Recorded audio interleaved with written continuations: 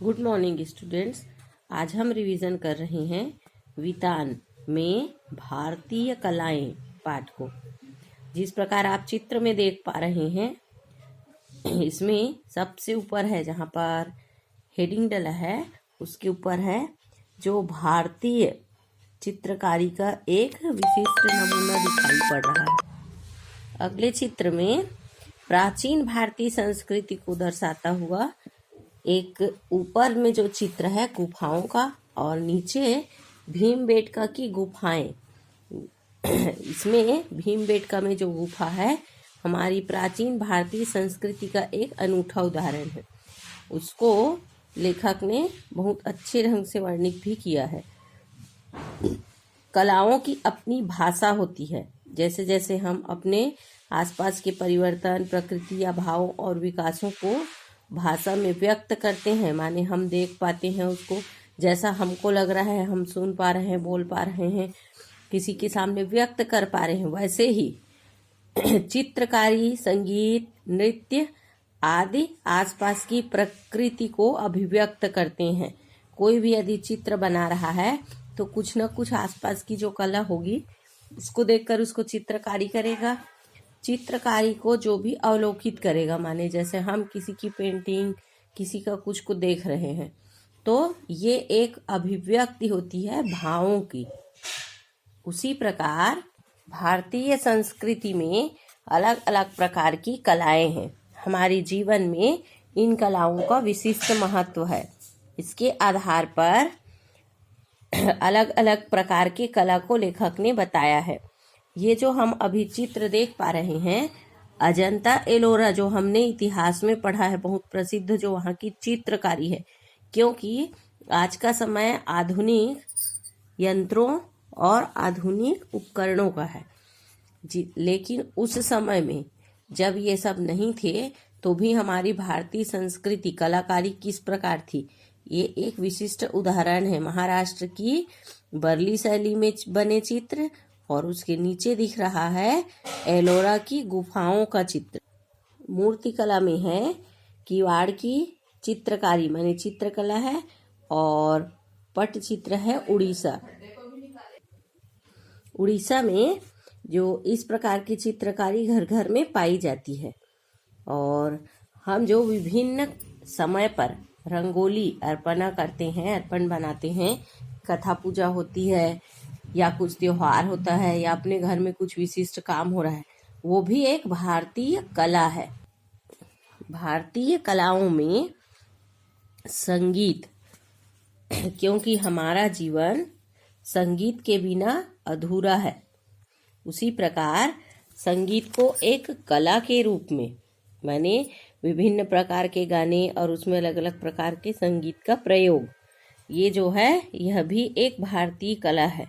और कहा गया है साहित्य संगीत कला विहीन साक्षात पशु पुच्छ विषाणी है।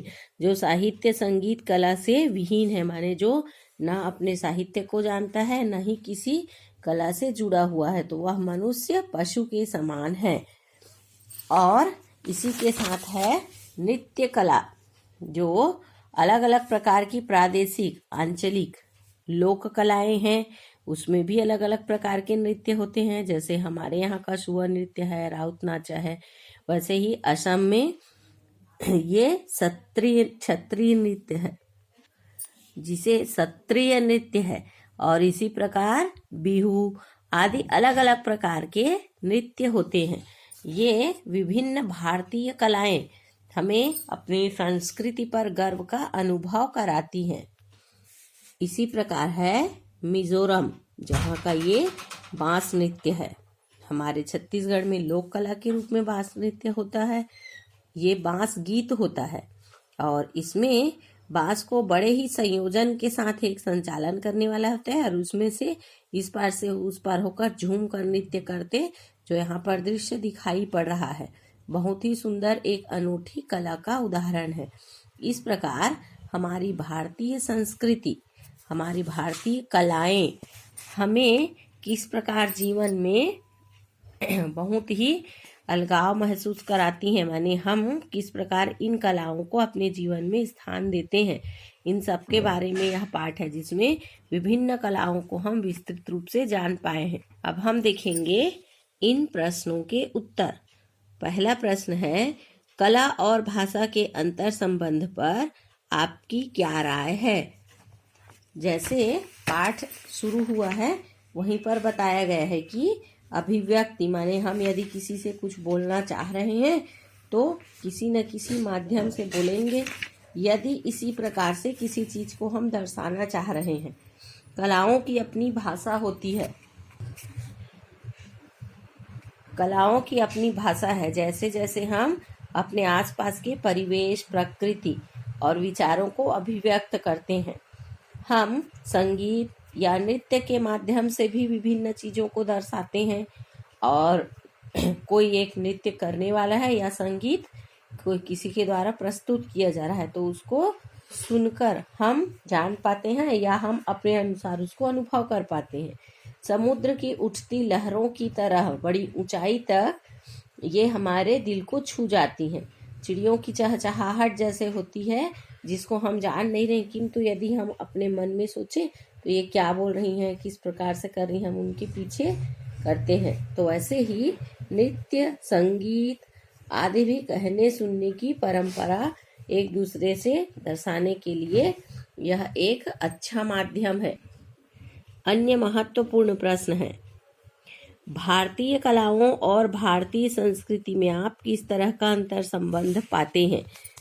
ये आपको पेज नंबर 60 में देखेंगे। हमारा देश भारत उत्सव धर्मी है, विविधता हमारी पहचान है। विभिन्न संस्कृतियों और विभिन्न त्योहारों के साथ साथ विविध कलाएं भी हमारी अनूठी पहचान है।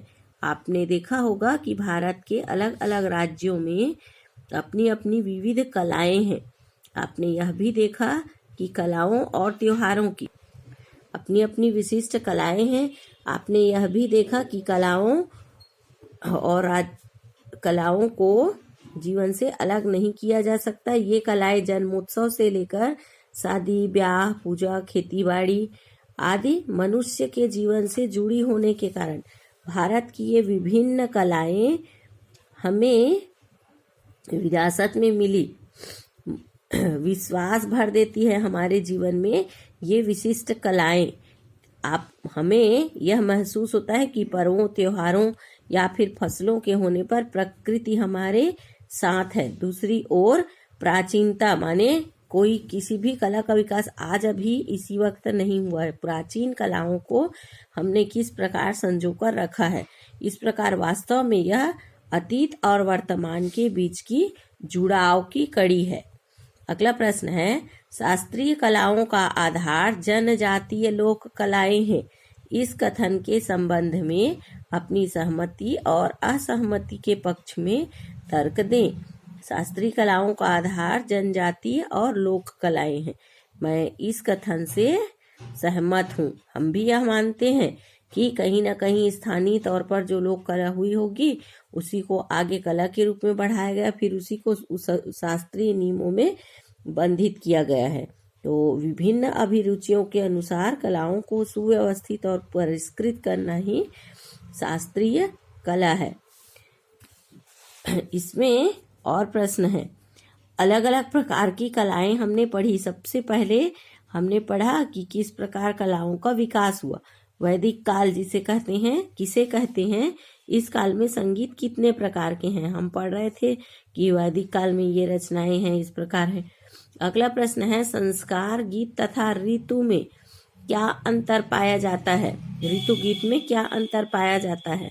संस्कार गीत माने जैसे मुंडन के अवसर पर या बच्चे के जन्मोत्सव के अवसर पर विवाह गीत जो होते हैं, ये विभिन्न कार्यक्रमों में जो गाए जाते हैं। और ऋतु वर्णन होता है फसल के बोते समय, फसल उगते समय, फसल जब तैयार होती है, जैसे बसंतोत्सव होता है उस समय। भीमबेटका की गुफाओं के बारे में आप क्या जानते हैं। हमने पढ़ा, सबसे पहले चित्र में आपको दिखाया गया कि ये भीमबेटका की गुफाएं हैं और ये गुफाएं मानव द्वारा अपने आप में विविधताओं और चित्र शैल चित्र जो बड़ी बड़ी गुफाएं हैं उसमें जो चित्र होती है उसका अनूठा उदाहरण है। इसी प्रकार अन्य प्रश्न है, किवाड़ पेंटिंग किसे कहते हैं?